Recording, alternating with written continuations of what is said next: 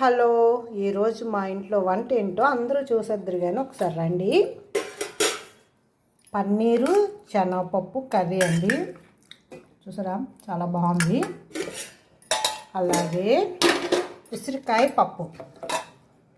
చూసారా, ఉసిరికాయ పప్పు చాలా టేస్ట్ ఉంది. నేను ఇది వీడియో కూడా పెట్టాను, మీకు పెడతాను వీడియో.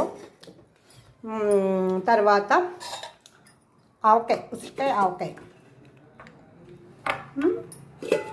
తర్వాత రసం.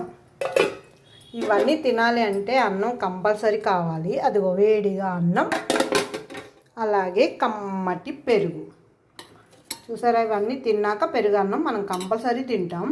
తర్వాత ఇవన్నీ తినేసాక స్వీట్లు అయితే చాలామంది తింటారు. నేను మొక్కజొన్న గారెలు అయితే వేసాను. మా ఇంట్లో అన్నం తినగానే స్వీట్ అడుగుతారు కనుక ఆ స్వీట్